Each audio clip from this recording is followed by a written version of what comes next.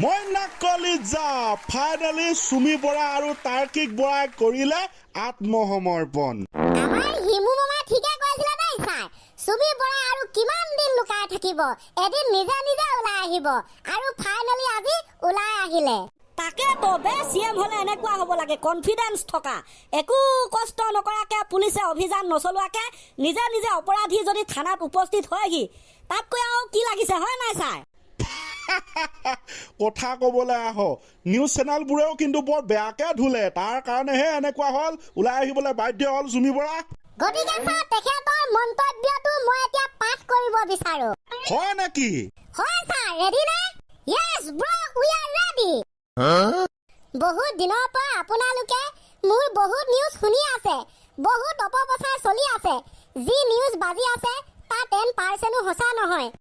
আৰু মই ইমান দিনে মাত মাতিব পৰা নাই, কাৰণ ইমান হেৰাছমেণ্ট, ইমান মেণ্টেল হেৰাছমেণ্ট, যিটো মই কেতিয়াও ভবাই নাছিলো হ'ব বুলি, সেইখিনি মই পাৰ কৰিব লগা হৈছে।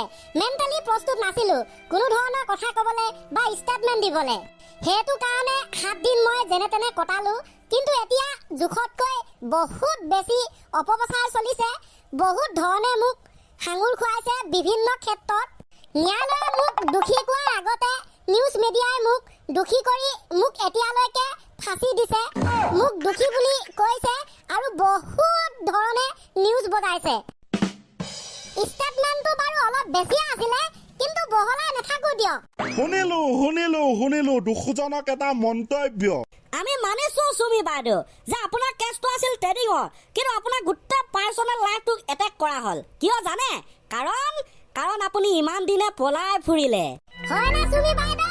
যদি আপুনি 7 দিন আত্মগোপন নকৰি, 7 দিন পলাই নুফুৰি বিশাল ফুকনৰ দৰে থানাত পোৱাগেহেঁতেন, হয়তো আপোনাৰ বিৰুদ্ধে ইমান এটা নিউজ অসমৰ নিউজ চেনেলত নাইবা ফেচবুক ইউটিউব চেনেলত আপলোড নহলহেঁতেন। য়েছ, লগতে সুমি ভণ্টি, যোৱাকালি তুমি যিটো ষ্টেটমেণ্ট প্ৰদান কৰিলা, সেই ষ্টেটমেণ্টটোৰ যোগেদি এটা কথাই বুজোৱা হৈছে যে তুমি দোষী নহয়।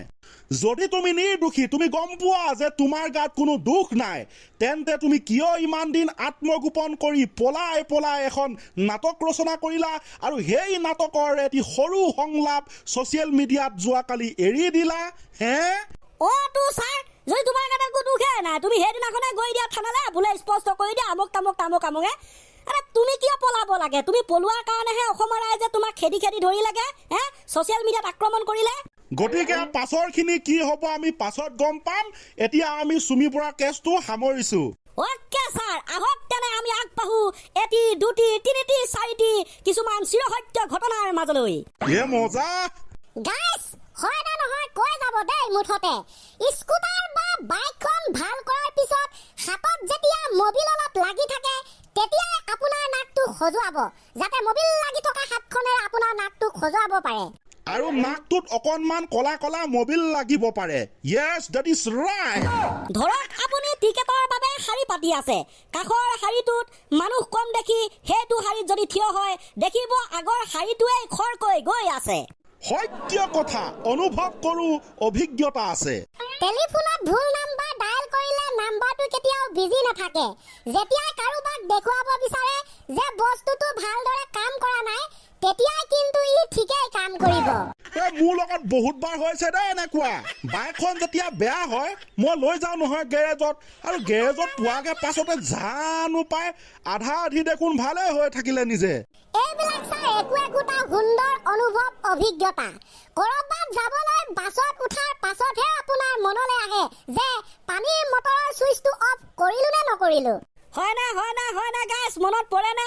মোৰ আকৌ এনেকুৱা হয়, কৰবালৈ গৈছো, মই ঘৰৰ দৰ্জাখন বন্ধ কৰিলো নে নকৰিলো, তেনেকুৱা অনুভৱ। বাৰু ইয়াৰ পাছতে আছে আৰু এটা চিৰসত্য কথা দেই। আপুনি হুৰাই বৰ ধুনীয়াকে কিতাপ পঢ়ি আছে, আৰু কিতাপ পঢ়াৰ অকণমান পাছতে যদি 2 ছেকেণ্ডৰ বাবে মোবাইলটো হাতত লয়, তেন্তে লগে লগে মা নহলে দেউতা সোমাই আহিব আৰু ক'ব, পঢ়াৰ সময়ত খালি মোবাইল। বৰ ধুনীয়া বস্তু কিন্তু এইটো।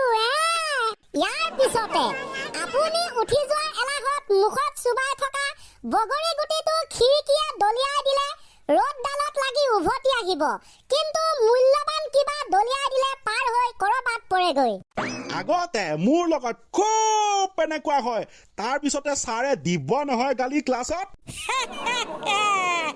অমূল্যবান অলাগতিয়াল আৱৰ্জনা বুলি পেলাই দিয়া বস্তু এটা পিছত লাগতিয়াল হৈ পৰে এনে সময়ত ভাৱ হয় বস্তুটো মই কিয় পেলাই দিলো কাৰোবাক প্ৰয়োজন নাথাকিলে সেই মানুহজনক দিনটোত বাটে ঘাটে প্ৰায় লগ পাই থাকিব কিন্তু যেতিয়া তেওঁৰ প্ৰয়োজন হ'ব দিনটোত আপুনি 15-20 বাৰ ফোন কৰিলেও তেখেতৰ ঘৰলৈও সেই মানুহজনক লগ নেপাব কাৰ এনেকুৱা হৈছে গাইছ তলত কমেণ্ট ঘিনচিলিক কৰি দিব এয়াই আছিল ভাল লগা কিছুমান মুহূৰ্ত অভিজ্ঞতা